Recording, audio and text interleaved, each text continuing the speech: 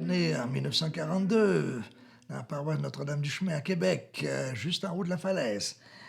Et mes parents, ben, ma mère, qui était née à Québec, avait étudié pour être institutrice, maîtresse d'école, comme on disait dans le temps. Et mon père était né, lui, à la campagne, à Saint-Marc-des-Carrières, d'une famille de tailleurs de pierre.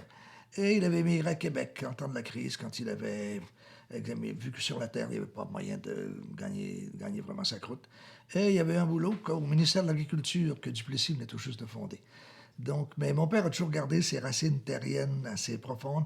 Ma mère, ses parents étaient venus de l'île d'Orléans, mais pour elle, la campagne, c'était quelque chose d'assez idéal. C'était pas la vraie campagne de mon père.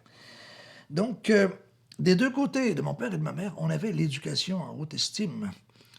Mon père n'avait fait en tout et partout que 8 ans de scolarité, mais mon père avait lu Notre-Dame de Paris de Victor Hugo, Ben-Hur, etc. Donc il y avait une culture comme ça assez, peut-être plus un peu dispersée, mais l'éducation en haute estime. Et sur la rue d'Olbeau, nous étions la seule maison qui avait une bibliothèque.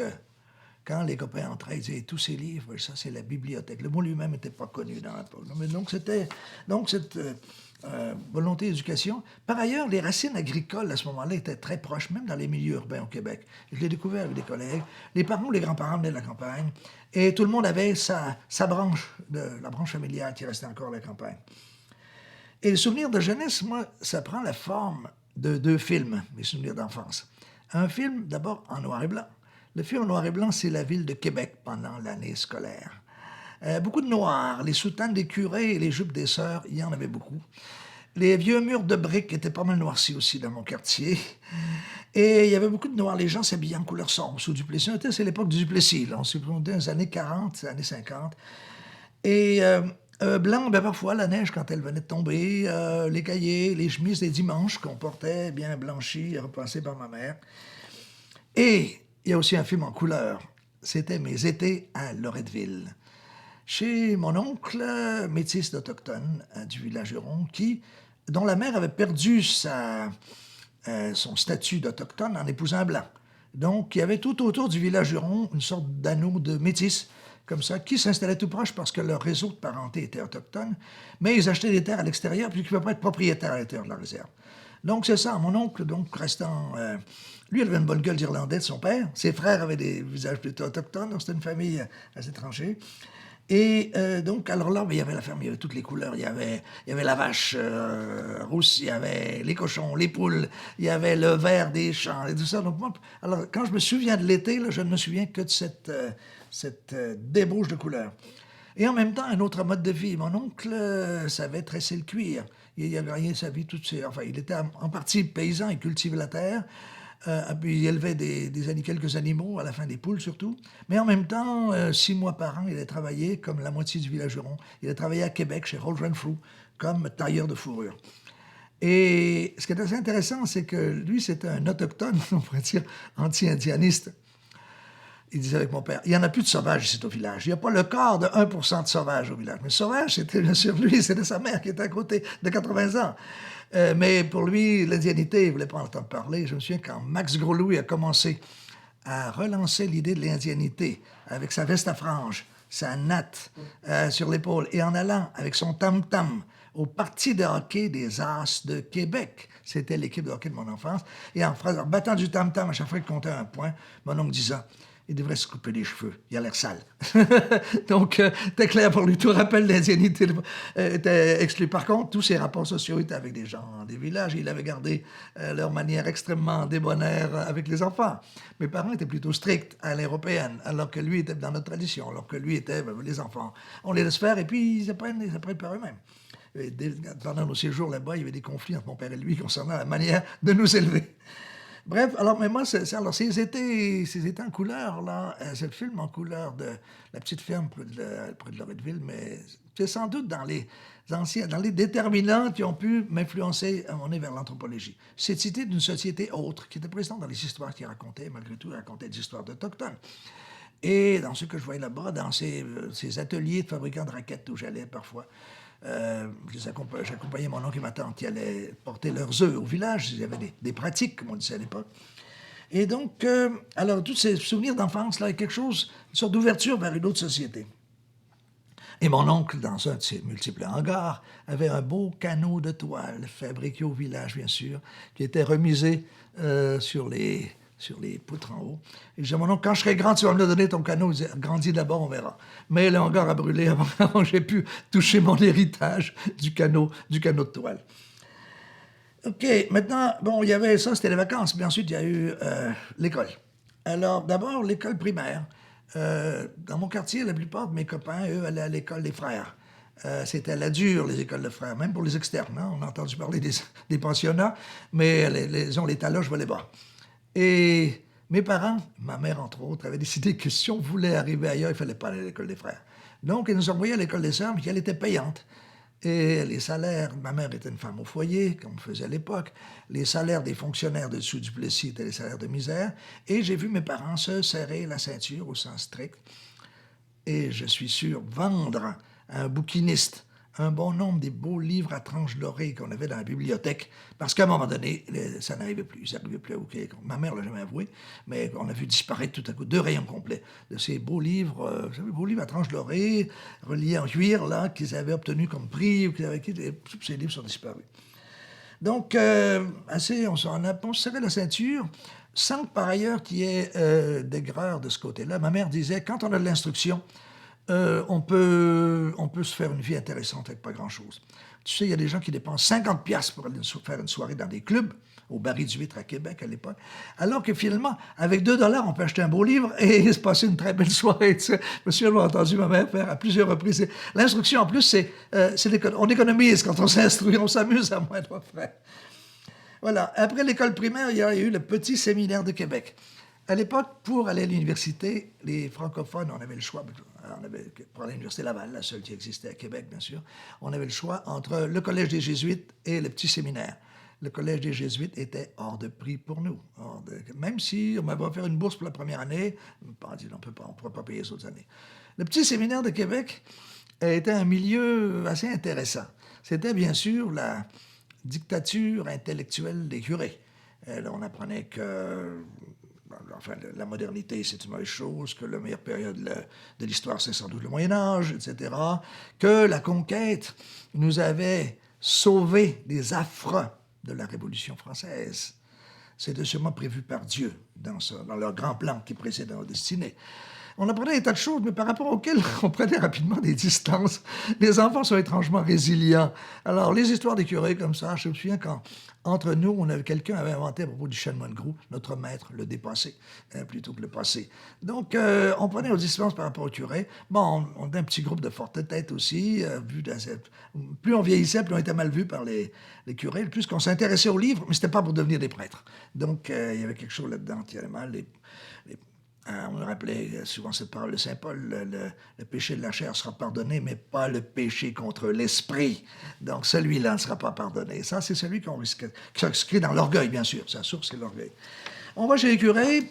Malgré tout, certains pestent contre ces périodes. J'en ai connu qui ne voient que du noir. Bon, noir étaient les soutanes des curés. On n'a jamais eu de taloche. Que je sache, il n'y a pas eu non plus d'abus sexuels parmi mes collègues, ni moi en particulier. Je me souviens tout à coup d'un jeune curé qui a été muté en plein hiver à une paroisse de bûcheron. Et là, la blague qui courait là-dessus, c'est qu'on l'avait envoyé se reviriliser dans le coin. Et je ne sais pas comment ça a été chez Bûcheron, mais bref, ça devait être un changement de contexte très, très marqué d'un collège là-bas.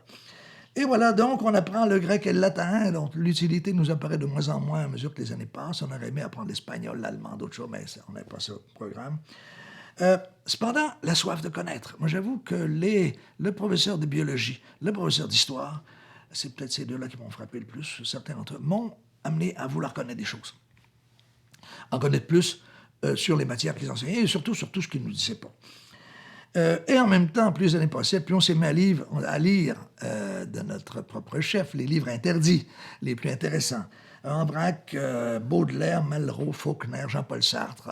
Puisqu'on ne les avait pas dans la bibliothèque du collège, bien sûr, mais on pouvait les trouver dans la librairie de Québec, en livre de poche en plus, qui étaient les seuls accessibles à nos pauvres moyens. Donc là, on se forgeait quand même de façon très disparate, l'idée qu'il y avait d'autres manières de penser. Et voilà, alors là-dessus, à un moment donné, vient le moment de choisir son ruban, comme on disait à l'époque. À l'époque, après 8 ans de petit séminaire, on choisissait un ruban dont la couleur indiquait notre destinée. Un beau ruban blanc, si on était appelé à la vocation sacerdotale. Un ruban rouge, si on allait en médecine. Et pour les sciences sociales, un ruban brun, là, c'est moche. Mais quand même, il y avait cette possibilité.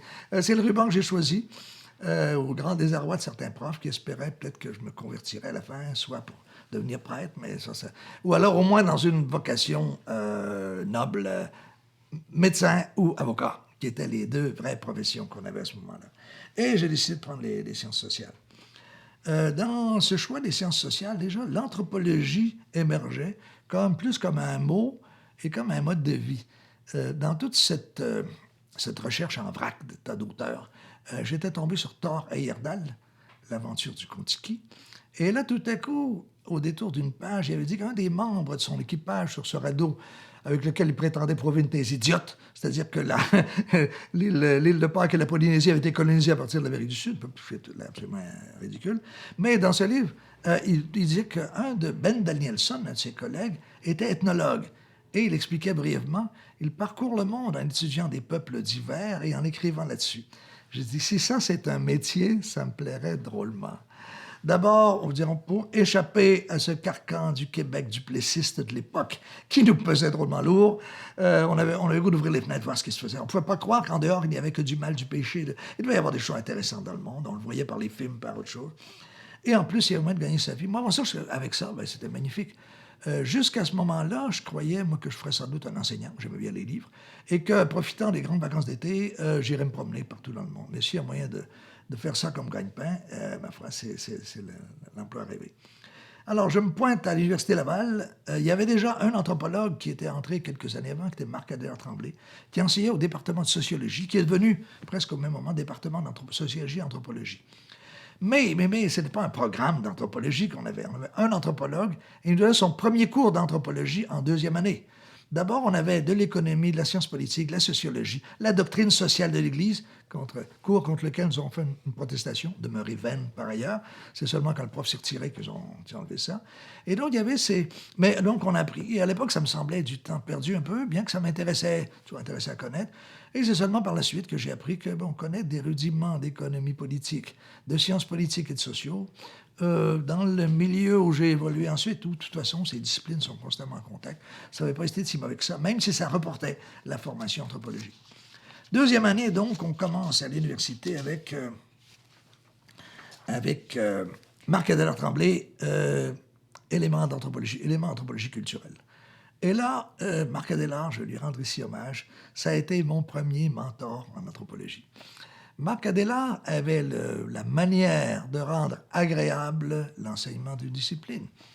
Bon, on l'a critiqué ensuite. Nous l'avons critiqué ensuite. Bon, on se révolte toujours contre le père à un moment donné, ou successivement contre plusieurs pères. Bon, il enseignait l'anthropologie culturaliste américaine. Certains diront qu'elle était à son sommet des années 60. Moi, je pense qu'elle avait déjà passé son sommet. Et déjà, face aux nouvelles tendances qui apparaissaient, et le structuralisme de Lévi-Strauss était pour nous la doctrine subversive en anthropologie, ça apparaissait un peu tautologique, enfin. Tout est dans la culture est dans tout. Les liens avec la psychanalyse qu'on avait entrepris à l'époque nous semblaient assez ténus. Il fallait vraiment essayer de faire tenir ça. Ça ne tenait pas vraiment, mais on essayait d'en faire. On essayait de le faire.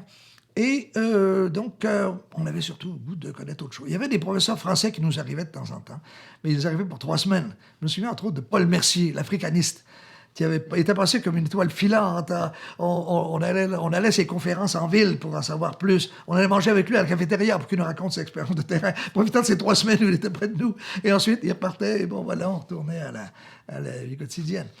On avait de temps en temps des sociologues. Le Gurvitch, Georges Gurvitch, très connu à l'époque, était venu. Il nous avait pas emballé, mais au moins, on essayait d'attraper tout ce qu'on pouvait, quoi. Et il faut dire qu'à ce moment-là, contrairement à la philosophie que moi j'ai constatée chez mes étudiants, que je vois encore aujourd'hui, les jeunes qui étudions étions convaincus que dans ce Québec de la Révolution tranquille, on s'en allait vers des responsabilités énormes. Et on espérait avoir la compétence suffisante pour bien remplir nos postes. Il y aurait des emplois comme ça. On le voyait d'ailleurs, le gouvernement en pleine expansion.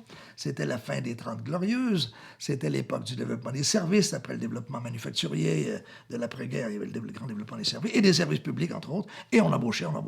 Mais est-ce qu'on saura faire quoi que ce soit? Est-ce qu'on sera à la hauteur de ce qu'on nous demandera?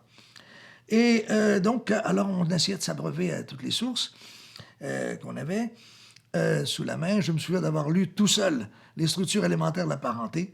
J'aurais bien aimé avoir un anthropologue social avec qui en discuter. Parfois, certaines thèses me paraissaient un peu risquées, surtout vers la fin, là, quand il apparaît que toute la société occidentale s'est venue seulement d'un échange matrimonial généralisé. Est-ce que c'est vraiment ça? Ou il y a peut-être autre chose là-dedans? Bref. Et en même temps que tout ça, parce qu'on était immergé dans le milieu, il y avait, au Québec, un mouvement qu'on appelait la décolonisation, qui nous rendait très sensibles à ce qui se passait en Algérie, à ce qui se passait à Cuba, à ce qui se passait en Amérique latine, en Afrique, donc on était ouvert là-dessus. Par rapport à nos études, c'était une sorte de... C'était vraiment en rupture. Ce qu'on apprenait, nous, c'était une sociologie fonctionnaliste, une anthropologie assez fonctionnaliste aussi, et on ne voyait pas beaucoup de changements là-dedans. Mais bon, le structuralisme permettait, croyons-nous, d'aller voir les choses qui se cachent derrière les choses. Et on en attendait beaucoup, mais encore là, il ne semblait pas y avoir... ça ne semblait pas être très dynamique comme perspective. Alors, maintenant, sur les entrefaites, là, en même temps qu'on étudie, il y a, d'une part, en plus de cet optimisme... Il y avait un optimisme généralisé dans la société québécoise et dans la société occidentale en général. On était contestataires parce qu'on pensait que de toute façon, ça ne pouvait aller que pour le mieux. Il n'y avait pas de risque, il n'y avait pas de danger. La société avait besoin de nous rattraperait bien un peu, ou on la rattraperait quand ça nous plairait. Et on peut dire que tout ce mouvement de libération du tiers-monde s'inscrivait pour nous dans cette grande vague d'optimisme. Le monde était là pour aller de mieux en mieux. La crise des années 30, c'était derrière, bien sûr. Les deux grandes guerres, on espérait qu'il n'y en aurait pas d'autres. On vivait à l'époque de la guerre froide, mais la menace nucléaire, on n'y croyait pas vraiment. Parfois, on avait un petit choc quand on voyait les missiles, la crise des missiles à Cuba, mais après tout, ça avait été évité. Donc, pas de grande catastrophe à l'horizon. On ne savait pas encore la belle catastrophe écologique qu'on se préparait. Les femmes ruaient encore pas trop dans les brancards, bien que déjà, elles réclamaient davantage de place à l'université. L'université leur était ouverte désormais, mais il n'y avait pas encore de grande révolution féministe à l'horizon. Et donc, les choses allaient pour le mieux. Et tout à coup, dans ces possibilités qui s'ouvraient sans cesse, après ma deuxième année d'anthropologie, socio et anthropo, on m'offre un poste, je m'arrange pour qu'on me l'offre aussi, on m'offre un poste dans un échange d'étudiants avec le Honduras. Bon, moi, je rêvais d'être ethnologue au Brésil, dans l'Amazonie, ou alors archéologue au Pérou, et je me trouve, ethnologue au Honduras. Mais c'est la chance qui passe, je saute dessus. L'année d'avant, en travaillant à la mine, j'avais économisé 1 000 $. À l'époque, là, c'était quelque chose, hein? Alors, je l'avais laissé de côté. Je restais chez mes parents, je ne dépensais pas beaucoup. Et donc, il y avait un poste qui était ouvert et un de mes collègues l'avait eu. Je vais voir le directeur, je dis, moi, je suis prêt à aller là-bas. J'ai l'argent qu'il me faut, seulement j'aimerais faire partie de l'échange. Alors, ils en discutent, ils disent, vous faites partie de l'échange et on vous a trouvé une bourse à vous aussi. C'est pour ça que je dis, je me suis arrangé un peu. Les chances se présentent, mais il faut aussi les créer. Et c'est ce que j'ai essayé de faire à différents moments de l'existence, avec des succès variables. Et donc, alors, je pars pour le Honduras avec mon copain, et là, c'est le flechazo, comme on dit en espagnol, le coup de foudre. C'est le coup de foudre pour l'Amérique latine. Une société que je comprends, qui me fascine et que je ne comprends pas vraiment. Et le fait de ne pas la comprendre ajoute encore la fascination. Je ne comprends pas les rapports entre les gens, je ne comprends pas les rapports avec les femmes, je ne comprends pas la politique, je ne comprends à peu près rien.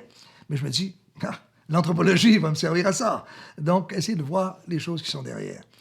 Et l'Amérique centrale et le Honduras comme tel, ce petit bout du monde, a été pour moi la clé ou la petite porte par laquelle je suis entré en contact avec la société latino-américaine. Alors, dès mon premier... Alors, on est là dans un échange d'étudiants, on nous dit, on a besoin de vous pour faire... Alors, on nous dit parce que je suis avec Jacques T. Godbout, sociologue à l'INRS, qui ensuite lui bifurquera du côté de la sociologie. On nous dit, on a besoin de vous pour faire des études de faisabilité de programmes de développement communautaire dans 2 villages. On dit présent. On a derrière nous un cours de méthodologie, on a des connaissances, communauté, société, etc. Et on élabore un questionnaire et on se retrouve dans un village métis près de Tegucigalpa pendant un mois. Et un village, on dit maintenant, vous partez pour la côte. On a eu une offre, on a eu une demande d'une étude de faisabilité. Je travaille à la faculté, on travaille en rapport avec la faculté d'économie de la Universidad Nacional Autónoma de Honduras. Donc tout ça, petite faculté, vieil édifice qui semble sur le point de crouler. D'ailleurs, les termites nous envoient constamment de la poussière dans les cheveux et sur nos papiers parce que les poutres du plafond sont en train d'être grugées. Et voilà, il y a les mulets dans les rues avec les charges de bois. Donc Tegucigalpa, en 1963, là, c'est quelque chose. Hein. On a l'impression d'être retourné au moins un siècle en arrière. Alors, on fait nos recherches qui plaisent là-bas. Les recherches sont acceptées. On dit, ben, ma foi, vous avez une bonne formation.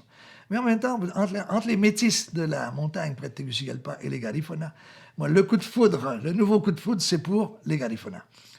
Alors, à tout point de vue, hein, et c'est pas seulement un coup de foudre ethnologique. Ils sont bien sûr fascinants au plan anthropologique. Ce sont des Noirs qui parlent une langue étrange. Eux croient qu'elle est d'origine africaine, mais on n'en sait rien. Dans un pays de métiers, ils sont plutôt matrilocaux, matrilinéaires, dans un pays patriarcal et macho.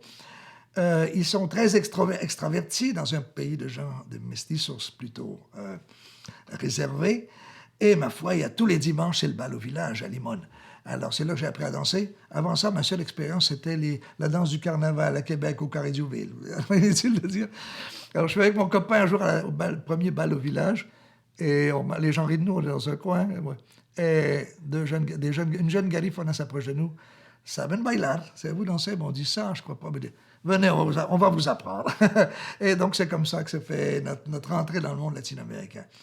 Ce premier contact était tel que je me suis imaginé qu'ensuite le terrain serait toujours comme ça. Que les gens avaient hâte de nous voir, que les gens étaient contents de nous parler, que les gens nous invitaient chez eux et étaient désireux de nous raconter des choses.